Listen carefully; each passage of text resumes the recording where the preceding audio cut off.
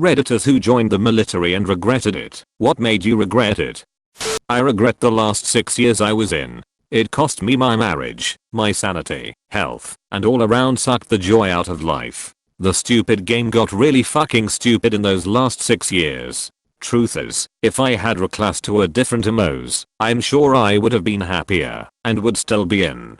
But no. I chose to stay in the infantry for 6 more years. Once I got out, I felt 125% better about myself and my life. Edit. I do not regret the first 6 years I did. If you are planning on joining the military, give it serious thought, and for the love of God choose an MOs with civilian side applications. If it's what you want to do in the end, do it. IDK if you'll see this, but if you do, I've got some questions. I'm 15. I want to enlist when I get out in backquote 23. I want to join the infantry and try and make rangers. I want to go in for as long as they'll keep me and, depending on how old I am, when I get out, maybe go to college or something. My question is, what would you say, specifically, I should do to prepare for basic and infantry school? I know a former ranger who I was gonna ask about ranger school, but if anyone has any info, please tell. Some people have told me I shouldn't go to the army, mainly because I'm too smart according to them. I'm top 3 in my class, but I want to go get a job that I'll remember, that'll give me stories to tell, that will give the feeling that I actually did something important in my life, instead of just chasing money, and I feel the only job that will give me that is the army. What do you think about how much my smarts should affect my choice? Please be honest. And I'm curious how accurate my vision of the army is. It seems to me a lot like my school football team. The older guys boss the younger guys around, make them do stupid stuff, make them do all the hard work, sometimes are just assholes, because they can be. Is this accurate? Finally, I haven't told my parents that I want to join yet. My dad was in the Navy, but my mom would freak out if I told her that I was going into the army.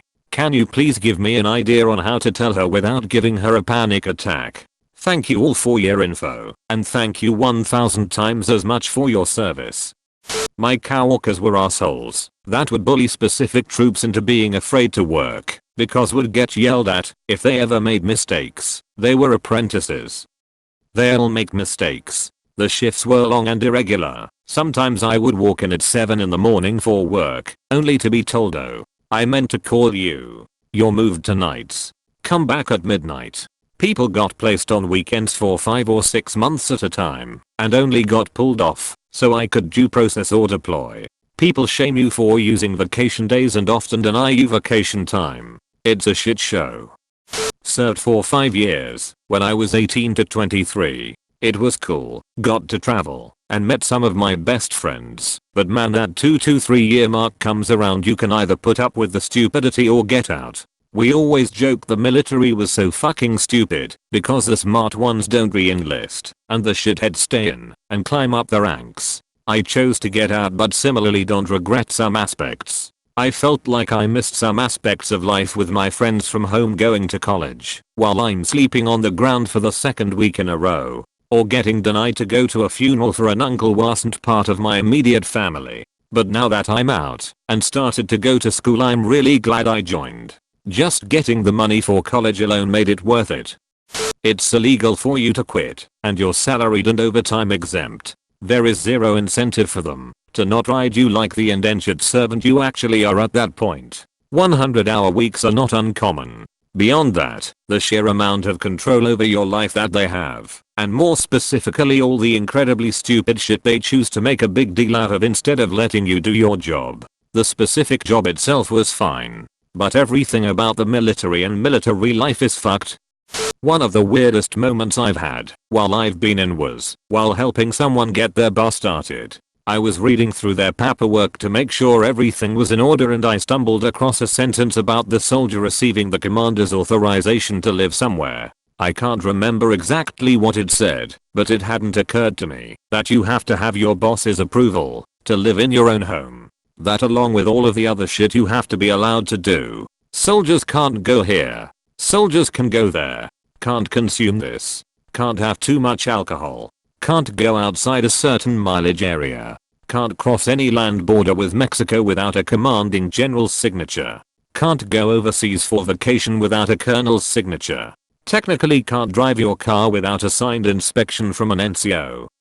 I consider joining the army to be the biggest mistake of my life. I don't feel any pride for what I did while I was in, and all my training was worthless in the civilian world. I went through a couple extended periods of unemployment afterwards and would have ended up homeless if I didn't have moved back in with dad as a fallback. They told me going in that with a security clearance companies will hire you for that alone. Bullshit. If all you have on your resume is a high school diploma and 5 years as a cryptolinguist in a language nobody has heard of, nobody cares. But they pay for school with the GI Bill.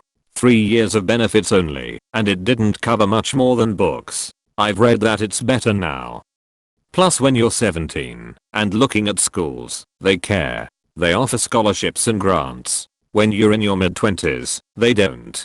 They offer a financial aid form. But you have opportunities to get your degree while still serving. Not if you're doing alternating shift schedules and have no guaranteed time of day off to attend the classes. I still feel like I'm 10 years behind where I should be in my career. I also have had lingering pains from injuries I had while I was in, and tinnitus too. They just get worse over time. If you can go to college, you should probably go. If you've been offered scholarships, definitely go. And if you do join the military, make sure you're going to get training and experience that translates to the civilian world. I never expected that my immediate superiors from almost all sides would be emotionally stunted children.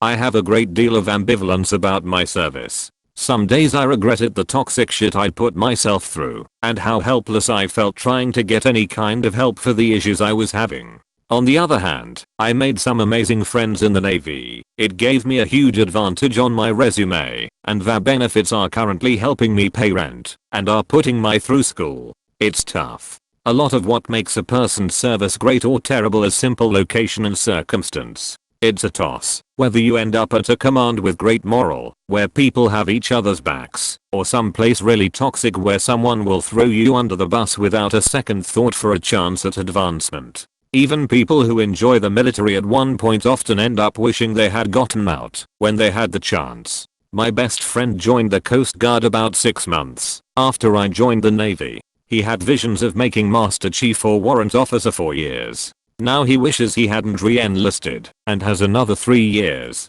to go before he can get out. It's hard to say, but I recommend to every single person who asks me about it to wait until they turn 21 to consider enlistment. Figure out who you are as a person before you make a commitment like that. There are 1,000 ways to break as a person in the military, and most get broken in more ways than one. Also, you are almost guaranteed a drinking problem, good or bad experience. It's practically in the enlistment contract, and it is not fun.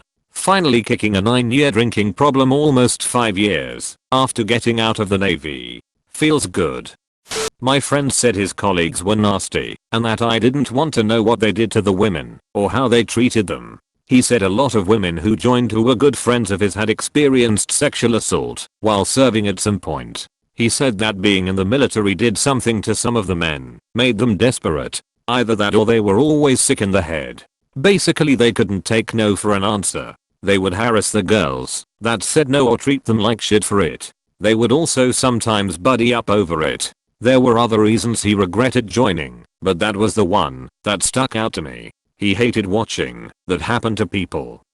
Joined right out of high school and was pigeonholed into a job I hated to T2. All I got was a GI Bill, a nicotine addiction, and work skills in a field that is both hard to get into and doesn't pay well, since it's so easy to do. Higher ups will tell you civilian life sucks compared to this, but honestly those guys have Stockholm syndrome. Sure, you don't get a guaranteed housing allowance or free healthcare from your job, but if your boss comes in drunk screaming at everyone, or the good old boy system comes into play at work, or your boss and coworker screw your career up, unlike the military, you can just leave. I regret it, because I wasted a few good years of my life for the government doing work I hated, and when I got out I essentially had to start from scratch. My advice is that, unless you know you're getting a job that you know you'll love, really weigh out your options.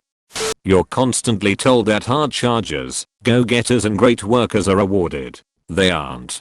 They are given more tasks to do, and the people that aren't are instead given easy ones, and fuck off for the rest of the day. Just this minute I went off on my LPO about this, because I was given 86 tag out requests to complete in 4 weeks. They're all on equipment I had no experience in. The work required to submit a request is a serious process. Fucking even a tiny detail up means a big delay, and I was only able to get through maybe 16 in 2 weeks, and since I'm the only one who gives a fuck about how to do this shit, I'm given all of it. Meanwhile everyone else in my work center gets easy maintenance and sleeps or watches movies the rest of the day, while they give me attitude about how I'm slacking, because I'm still not through all of my work.